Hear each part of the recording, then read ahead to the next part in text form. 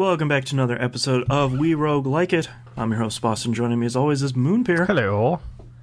The first thing we've recorded in a couple weeks now, so I'm like trying to shake the cobwebs of, all right, how do I start the show again? Hey, what are we doing? At least you did an episode yesterday, so you got the chance to get back into the swing of things. This is literally my first. True, yeah, just throwing you in the deep end here. Uh-huh. But yeah, we're back with We Roguelike It after a couple weeks break for the holiday, which means we're going to start our brand new game, which is Crypt of the NecroDancer. Yep.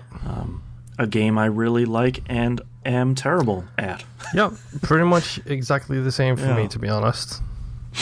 Yeah, this isn't the first time I've played it, but I think this is probably the longest I've stuck with it. Because usually I'll play it, I'll get frustrated, and I'll be like, you stupid freaking, never mind. And then just sort of, I'll come back to it later, and then I never really do. Yeah, I do the exact same thing. Jump in, take 2 or 3 runs, then come back 6 months later, jump in, take 2 or 3 runs, come back 6 months Start later. back at floor 1. 3-1 for me, thank you very much. Oh, wow. Yeah.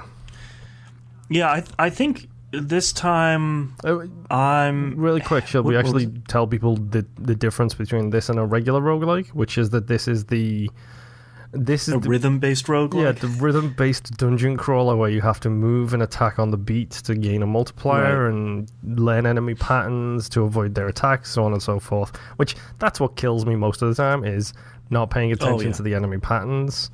But, yeah...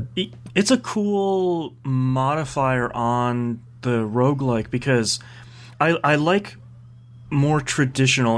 We've always said that we're not interested in saying like, well, this is a roguelike or this is a roguelite or anything like that. But I do like how it changes the traditional roguelike formula of, your enemies move. When you move, you're moving 1 square at a time and you're attacking. I like that. Modifying that by having to do it on the beat to keep your multiplier up is really...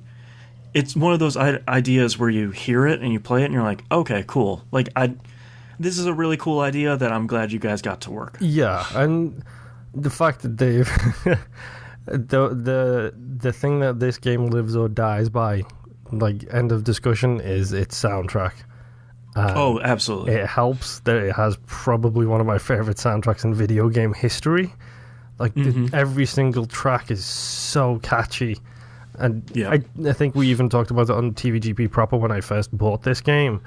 I told you about whatever it was, the Metalocalypse guy, and you put it as the music for that episode because it's so good. Like, every track is just so great.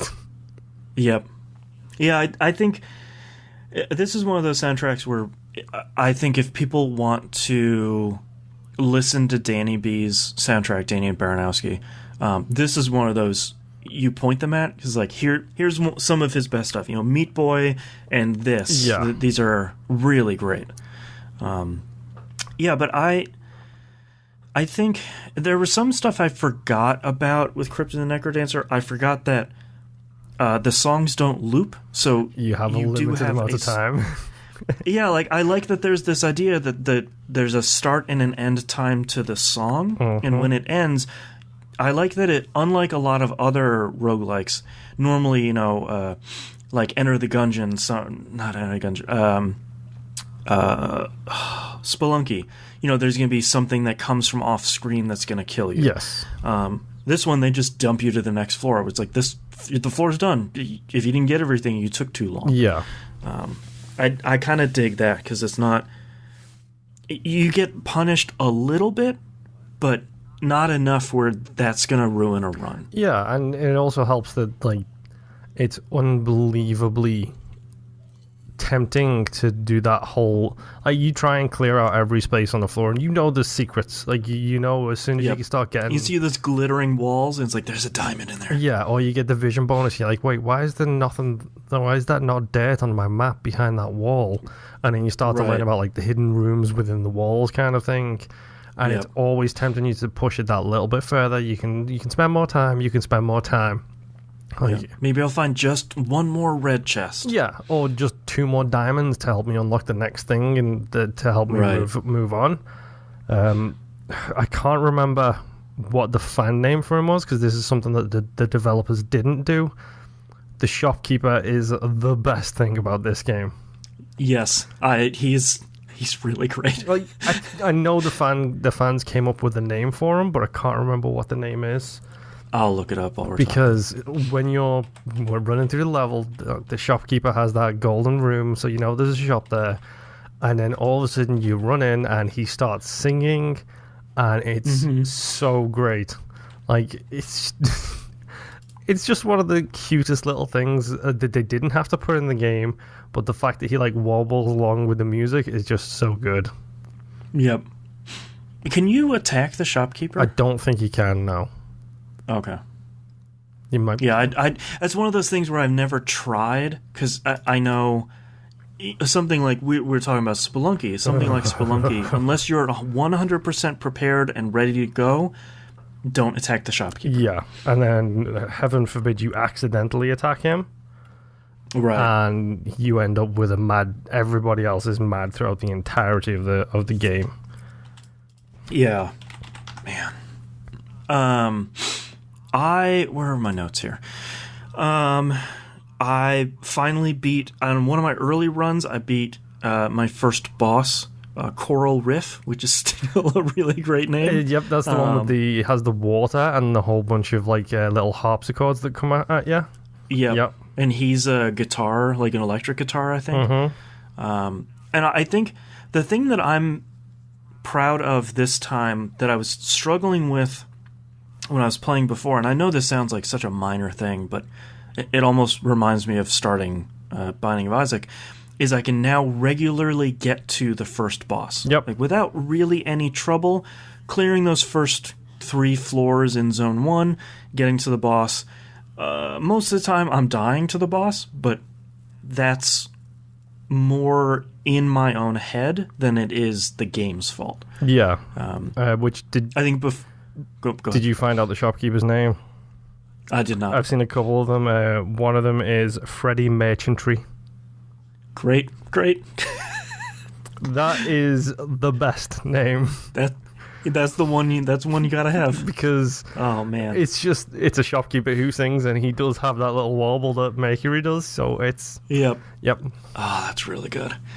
I think my problems with the game aren't with the game itself. You know, I feel like I'm early on that I don't really have problems with the game. Yeah.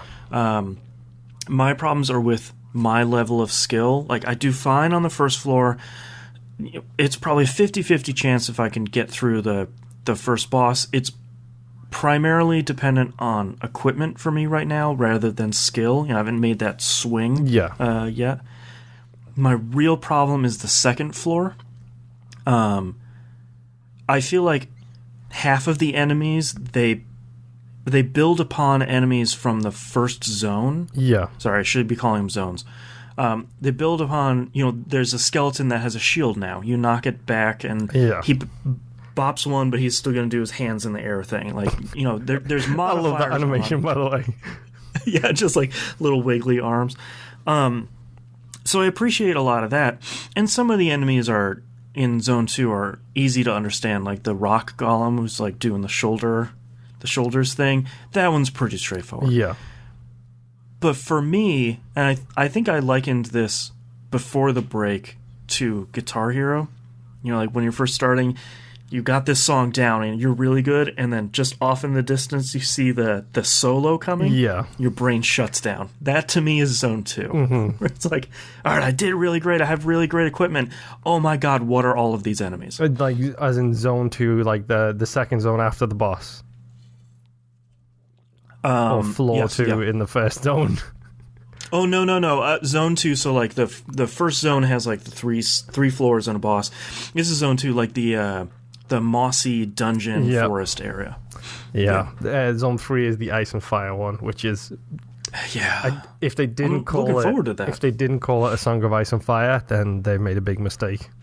Right. Yeah, like, maybe a little too litigious, but yeah. Yeah. But so like that to me is my mental block right now that I feel like happens to you and I when we're playing roguelikes a lot, where it's like, all right, I've got, Binding of Isaac. I've got this down to Mom. Everything's fine. Oh my God, everything does one full heart damage. What are all these things? And you just have to get more comfortable with it. Yeah, it's one of the things I do love about the game is the fact that everyone is all the enemies have their thing. And like you said, it's like every zone they just introduce new enemies.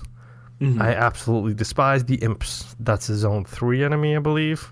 Okay. I can't wait until you come across them, because every single time they kill me. Every time, without fail. It's like I do something stupid and they kill me. Even though I know now, because the hub world has all of the different training things. Like it has the get used to the beat, face the bosses, do this, do that, do the other. I went in and spent some solid time in that against some of the zone 3 enemies, because the patterns start to get so much more complicated. Right. Like, skeleton shield friend. He now has a horse, so there's now 3 sets to him when you get to zone 3.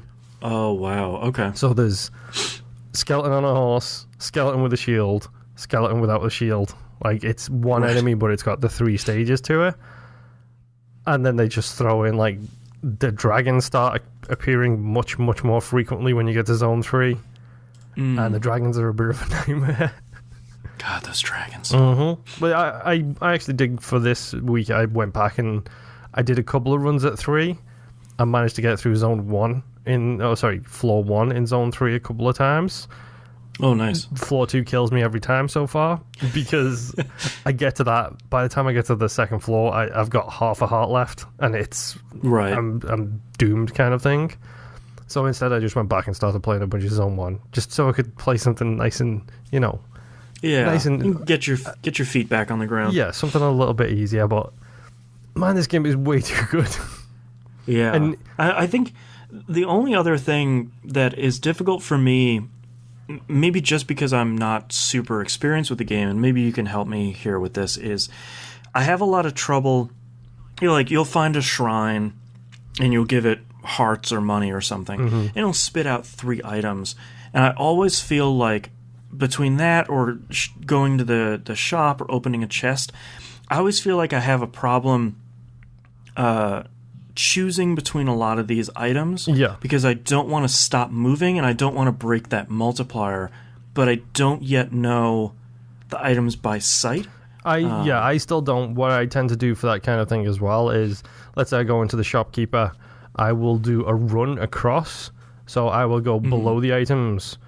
When you step in front of it, it gives you the description on the screen, but it's very, very quick. So I will do a left, right, and just like on the square, off the square, on the square, off the square. And it's like, okay, it's +2 vision, I'm going to get it.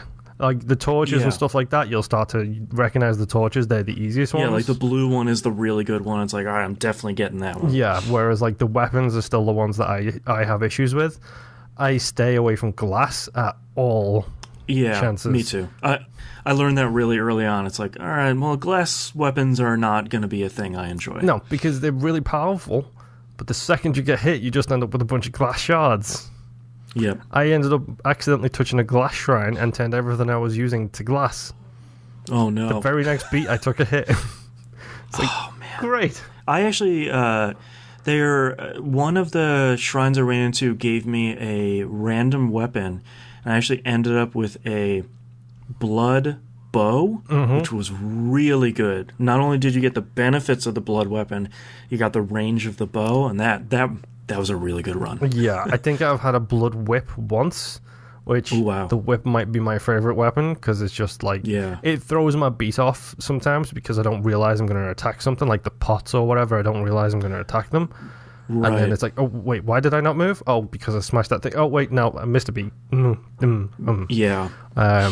But, yeah, it just literally just becomes a case of finding what you like and kind of jumping in with it. Building out your flowchart. Yeah, and... Yeah, part of what helped me was going into the game options and turning on the option that says always show item names. So I can see helpful. The item names from further away, and I can say, okay, cool. It looked like a glass item, but now I know it's an obsidian item. I'm definitely going to get whatever that is. And I might have to do at least say, all right, leather armor. I know that doesn't do too much for me. I'm not going to worry about that. Yeah. Yeah. Unless you're not wearing any armor, in which case pick that thing up every time. Yeah, exactly. Like 0.5 armor or whatever it is a big help when you have 0. Yeah. I still think my secret favorite one is the spike boots. Because you can get 2 sets of spike boots. The icy ones? Yeah, there's one that keeps you protected from traps and it keeps you gripping on ice. And there's another one that does that and gives you +1 damage, no matter what weapon you're using. So if you can get a nice +3, it's like bye dragon, 1 hit dead. So useful. Man, yeah, I feel like I'm really happy that I'm sticking with it this time because I feel like I'm starting, like we talk about a lot on this show, I'm starting to build that flowchart, and that feels really, really good. Where it's like, all right, mine, like you said, I know I don't enjoy the glass weapons. They're more of an expert level weapon, I would say, where if you know you're going to go through 3 zones without getting hit, like, you're probably going to use that damage. But for me, I'll probably run out of the room and straight into an enemy and be like, okay, cool, thanks. Yep, it's happened to me a couple too many times. Pro tip as well, if you ever get to a store and need money, the golden walls that the store is made of actually drop coins. So I didn't know that. If you have a bomb, go to one of the corners of the shop. Right. Don't waste your money in the middles. Go to the corners, drop a bomb in the corner, then jump away. Each wall gives you, like, I think it's 10 to 25 coins, something like that. Wow. So if you're only a couple of coins short, drop a bomb in that corner, let it blow up, and then collect the coins, and then collect the item you need. Right. Yeah, okay, cool. I didn't know that. Usually that's my trick on the first floor of whatever zone I'm doing. I'm in the shop, there's a good item there, but I'm 20 coins short. Let me just blow up this wall, collect all these coins, got you, now let's make a strong start kind of thing. Okay. Cool, good, yeah.